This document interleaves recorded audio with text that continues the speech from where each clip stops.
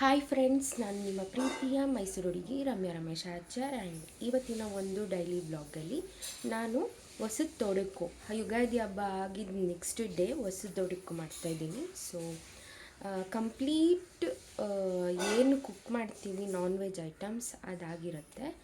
So ಬನ್ನಿ friends, ಹಾಗೆ ನನ್ನ ವೀಡಿಯೋಗೆ ನೋಡಿ ಸಬ್ಸ್ಕ್ರೈಬ್ ಮಾಡೋದನ್ನ ಮರಿಬೇಡಿ ಅಂತ ಹೇಳ್ತಾ ಈ ವಿಡಿಯೋನ ಸ್ಟಾರ್ಟ್ ಮಾಡ್ತಾಯಿದ್ದೀನಿ. ಬನ್ನಿ ಫ್ರೆಂಡ್ಸ್ ಹೋಗೋಣ.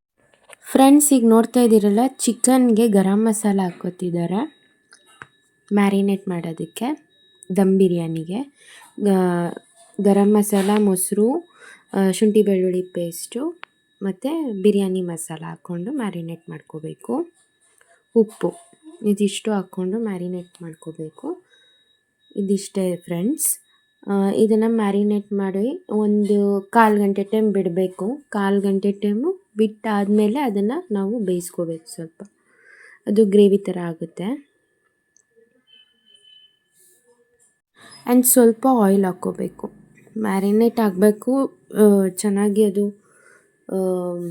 ಗ್ರೇವಿ ಥರ ಆಗಬೇಕು, ಉಪ್ಪು ಖಾರ ಹಿಡಿಬೇಕು ಅಂತ ಅಂದರೆ ನಾವು ಸ್ವಲ್ಪ ಆಯಿಲ್ ಹಾಕ್ಕೋಬೇಕಾಗತ್ತೆ. ಆಯಿಲ್ 1 2 ಸ್ಪೂನಷ್ಟು ಹಾಕ್ಕೊಂಡಿದ್ದಾರೆ ಫ್ರೆಂಡ್ಸ್. ಒಂದು 1/2 ಅವರ್ ಇದನ್ನು ಬಿಟ್ಬಿಡಬೇಕು. 1/2 ಅವರ್ ಇಲ್ಲ 1/4 ಗಂಟೆ ಟೈಮ್ ಬಿಟ್ಬಿಡಬೇಕು. ಅದು ನೀಟಾಗಿ ಮ್ಯಾರಿನೇಟ್ ಆಗಿರುತ್ತೆ. ಆಮೇಲೆ ಉಪ್ಪು ಖಾರ ಚೆನ್ನಾಗಿ ಹಿಡ್ದಿರುತ್ತೆ ಫ್ರೆಂಡ್ಸ್. ನೆಕ್ಸ್ಟು ಆನಿಯನ್ನ ಫ್ರೈ ಮಾಡ್ಕೊಂಡಿದ್ದಾರೆ, ಡೀಪ್ ಫ್ರೈ ಮಾಡ್ಕೊಂಡಿದ್ದಾರೆ ಗೋಲ್ಡನ್. ಇದಕ್ಕೆ ಏನೇನು ಹಾಕಿದೆಯಾ?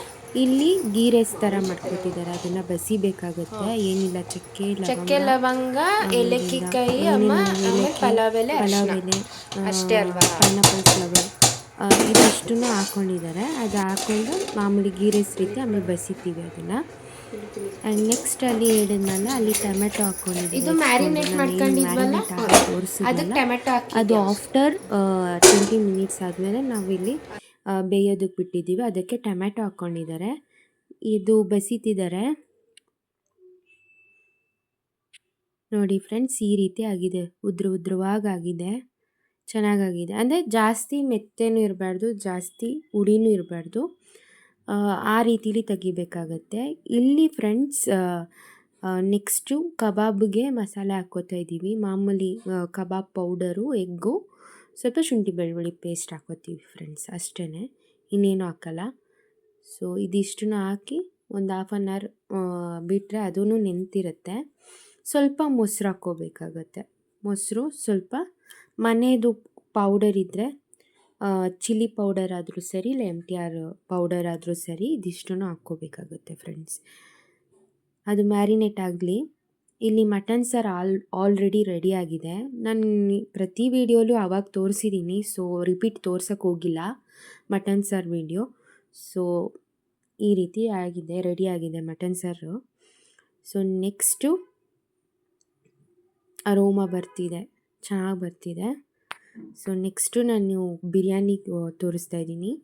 ಇಲ್ಲಿ ನೆಕ್ಸ್ಟ್ ಏನಿಲ್ಲ, ಸ್ವಲ್ಪ ಆಯಿಲ್ ಆದರೂ ಸರಿ, ನೀವು ತುಪ್ಪ ಉಪಯೋಗಿಸ್ತೀನಿ ಅಂದರೆ ತುಪ್ಪನೇನ ನೀಟಾಗಿ ಎಲ್ಲ ಕಡೆ ಸ್ಪ್ರೆಡ್ ಮಾಡ್ಬೋದು. ನೆಕ್ಸ್ಟ್ ಏನಿದ್ರು ನಾವೇನು ಗ್ರೇವಿ ಮಾಡ್ಕೊಂಡಿದ್ವಲ್ಲ ಫ್ರೆಂಡ್ಸ್, ಆ ಗ್ರೇವಿನ ಇಲ್ಲಿ ಸ್ವಲ್ಪ ಸ್ವಲ್ಪ ಹಾಕಬೇಕು. ರೈಸ್ ಸ್ವಲ್ಪ, ಗ್ರೇವಿ ಸ್ವಲ್ಪ, ಆಮೇಲೆ ನಾವೇನು ಗೋಲ್ಡನ್ ಫ್ರೈ ಮಾಡ್ಕೊಂಡಿದ್ವಲ್ಲ ಆನಿಯನ್ ಸ್ವಲ್ಪ ಹಾಕ್ಕೋಬೇಕಾಗುತ್ತೆ. ಇಲ್ಲಿ ಹಾಕೋತಾ ಇದ್ದಾರೆ ನೋಡಿ ನಮ್ಮಮ್ಮ. ಸೊ ದಮ್ ಬಿರಿಯಾನಿ ಮಾಡೋದು ತುಂಬ ರಿಸ್ಕು, ಬಟ್ ನಮ್ಮಮ್ಮ ಇವತ್ತು ಮಾಡ್ತಿದ್ದಾರೆ ನಮಗೋಸ್ಕರ. ಹೊಸದು ತೊಡಕು ಸ್ಪೆಷಲ್. ಸೊ ನಾನೇನು ಆಗಲೇ ಬಸಿಯೋದು ತೋರಿಸಿದ್ನಲ್ಲ, ಅದನ್ನು ಹಾಕ್ತಿರೋದು. ಬಸ್ತಿ ಇಟ್ಟಿದ್ರು, ಒಂದು ನೀರು ಸೋರೋವರೆಗೂ ಒಂದು 1/4 ಗಂಟೆ ಟೈಮ್ ಇಟ್ಟಿದ್ರು. ಈಗ ಸೋರಾದಮೇಲೆ ನಾನು ತೋರಿಸ್ತಾ ಇರೋದು.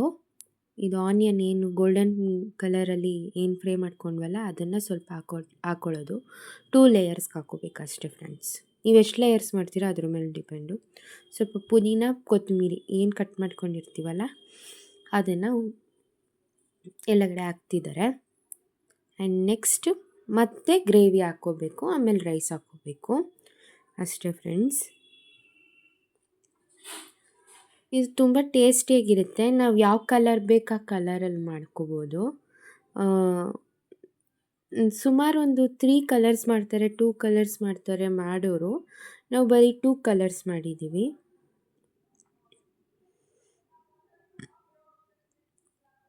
ಈಗೇನು ನಾನು ಹೇಳಿಲ್ವ 2 ಲೇಯರ್ಸ್ ಅಷ್ಟೇ. ಸೊ 2 ಲೇಯರ್ಸ್ಗೆ ಹಾಕಿದ್ದಾರೆ ನೋಡಿ ಫ್ರೆಂಡ್ಸ್. ಸೊ ಇದನ್ನು ದಮ್ ಕಟ್ಟಕ್ಕೆ ಬಿಡಬೇಕು. ದಮ್ ಕಟ್ಟಿಸೋದಷ್ಟೇ, ಸಿಮ್ಮಲ್ಲೇ ಅಂದರೆ ಲೋ ಫ್ಲೇಮಲ್ಲೇ ಇಟ್ಟು ದಮ್ ಕಟ್ಟಿಸೋದಷ್ಟೇ. ಏನು ಉಳಿದಿರೋ ಕೊತ್ತಂಬರಿ ಮತ್ತು ಪುದೀನ ಇದೆಯಾ ಅದನ್ನು ಉದುರಿಸೋದು ಅಷ್ಟೇ ಮೇಲೆ. ಆಮೇಲೆ ನೆಕ್ಸ್ಟ್ ಸ್ಟೆಪ್ ಏನು ಅಂತ ಅಂದರೆ, ಆವಾಗಲೂ ಬೇಕಾದರೆ ತುಪ್ಪ ಹಾಕ್ಕೊಳ್ಳೋರು ಹಾಕ್ಕೋಬೋದು. ನಾವು ಆಯಿಲ್ ಹಾಕ್ತಾಯಿದ್ದೀವಿ ಫ್ರೆಂಡ್ಸ್. ನಮ್ಮ ಮನೇಲಿ ತುಪ್ಪ ಅಷ್ಟು ಲೈಕ್ ಮಾಡಲ್ಲ ನಾವು ಯಾರೂ. ಸೊ ನನ್ನ ತಮ್ಮ ಲೈಕ್ ಮಾಡ್ತಾನೆ, ನನಗಂತೂ ಇಷ್ಟನೇ ಆಗಲ್ಲ. ತುಪ್ಪ ಹಾಕ್ಕೊಳ್ಳೋರು ಹಾಕ್ಕೊಳ್ಳಿ, ಆಪ್ಷನಲ್.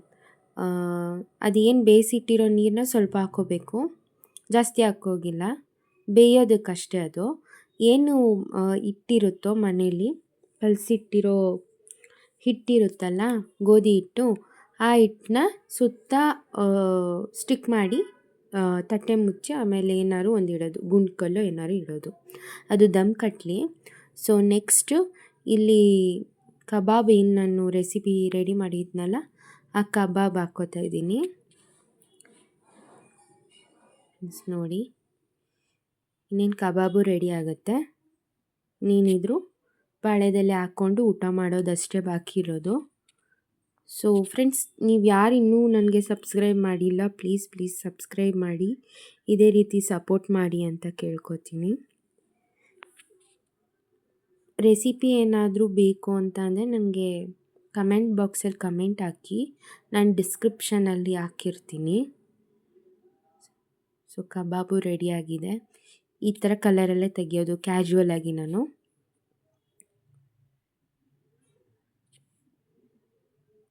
ಫ್ರೆಂಡ್ಸ್, ಏನೇನು ರೆಸಿಪಿ ಮಾಡಿದ್ದೀನಿ ಅಂತ ಈಗ ತೋರಿಸ್ಕೊಬರ್ತೀವಿ. ರೈಸ್, ಅದು ಕಬಾಬ್ ರೆಡಿಯಾಗಿದೆ. ಮಟನ್ ಸಾರು ಆಲ್ರೆಡಿ ನಾನು ಆಗಲೇ ತೋರಿಸಿದ್ದೀನಿ. ಕಬಾಬ್ ನೋಡಿ ಕ್ರಿಸ್ಪಿನೆಸ್ಸು ಜ್ಯೂಸಿನೆಸ್ ಆಗಿದೆ. ನೆಕ್ಸ್ಟು ವಾವ್, ಸೂಪರ್ ಕಲರ್ ಅನ್ಬೋದು, ಅಷ್ಟು ಆರಾಮವಾಗಿ ಬರ್ತಿದೆ, ಚೆನ್ನಾಗಿದೆ, ಕಲರ್ಫುಲ್ಲಾಗಿ. ದಮ್ ಬಿರಿಯಾನಿ ಇದು. ಸೊ ಇವತ್ತಿನ ಬ್ಲಾಗ್ ಆಗಿದೆ dum biryani recipe. So egg ಎಲ್ಲ ರೆಡಿಯಾಗಿದೆ. ಇದೇನಿದು ನಮ್ಮಮ್ಮ ನೀಟಾಗಿ ಅದನ್ನು ಜಾಸ್ತಿ ಕಲ್ಸಕ್ಕೆ ಹೋಗಬಾರ್ದು, ಸ್ವಲ್ಪ ಇದು ಮಾಡಬೇಕು ಅಷ್ಟೇ, ಡಬಲ್ ಕಲರ್ ಬರಲಿ ಅಂತ ಅಷ್ಟೇ. ಸೊ ಫ್ರೆಂಡ್ಸ್, ಈಗ ಬಡಿಸೋದೊಂದೇ ಬಾಕಿ ಇರೋದು. ನಾವು ಯಾವಾಗಲೂ ಅಷ್ಟೇ ಬಾಳೆದೆಲೆಲೆ ಯುಗಾದಿ ಹಬ್ಬ, ಸಂಕ್ರಾಂತಿ ಹಬ್ಬ ಆಗಿರ್ಬೋದು, ಗೌರಿ ಗಣೇಶ ಹಬ್ಬ ಆಗಿರ್ಬೋದು, ಇದನ್ನೇ ಬಾಳೆದೆಲೆ ಊಟನೇ ಮಾಡೋದು. ಸೊ ಇದೊಂದು ಸ್ಪೆಷಲ್ ಇರಲಿ ಅಂದ್ಬಿಟ್ಟು ಬಾಳೆದೆಲೆ ಊಟನೇ ತೋರಿಸ್ತಾ ಇದ್ದೀನಿ. ಎಗ್ ಇದೆ, ಆಫ್ ಬಾಯ್ಲ್ ಎಗ್ ಆಗಿರ್ಬೋದು, ಮೊಸರು ಬಜ್ಜಿ, ಮತ್ತು ಈ ಥರ ನಾನ್ ವೆಜ್ ಆಗಿರ್ಬೋದು, ಸಿಹಿ ಊಟ ಆಗಿರ್ಬೋದು, ತುಂಬ ಚೆನ್ನಾಗಿರುತ್ತೆ ಬಾಳೆದೆಲೆಯಲ್ಲಿ ತಿನ್ನೋದಕ್ಕೆ. ಚಿಕನ್ ಗ್ರೇವಿ ಮತ್ತು ಲಿವರ್ ಗ್ರೇವಿ ಅದು. ನೆಕ್ಸ್ಟು ಬಿರಿಯಾನಿ. ಸೊ ಇಷ್ಟು ರೆಸಿಪಿ ಇದಾಗಿತ್ತು. ಮತ್ತು ಕಾಳು ಸೊಪ್ಪು, ಇಡ್ಲಿ ಬೆಳಿಗ್ಗೆ ಮಾಡಿದರು, ಇಡ್ಲಿ ಮತ್ತು ಕಬಾಬು. ಸೊ ಫ್ರೆಂಡ್ಸ್, ಇಷ್ಟು ಇವತ್ತಿನ ಬ್ಲಾಗ್ ಆಗಿತ್ತು. ಸೊ ನೋಡಿ ನನಗೆ ಕಮೆಂಟ್ ಮಾಡಿ, ಲೈಕ್ ಮಾಡಿ, ಶೇರ್ ಮಾಡಿ, ಸಪೋರ್ಟ್ ಮಾಡಿ. Keep watching my videos and keep supporting us. So mutton ಸಾರ ಬಕೀಟಲ್ಲಿ ಇಟ್ಟಿದ್ದೀನಿ. ಸೊ ಏನೋ ಒಂಥರ ಚೆನ್ನಾಗಿ ಕಾಣಿಸುತ್ತೆ. ಸೊ ನಾನು ನಿಮ್ಮ ಪ್ರೀತಿಯ ಮೈಸೂರು ಹುಡುಗಿ ರಮ್ಯ ರಮೇಶ್ ಆಚಾರ್. ಮತ್ತೊಂದು ವಿಡಿಯೋಲಿ ಸಿಗೋಣ. ಬಾಯ್, ಟೇಕ್ ಕೇರ್, ಲವ್ ಯು.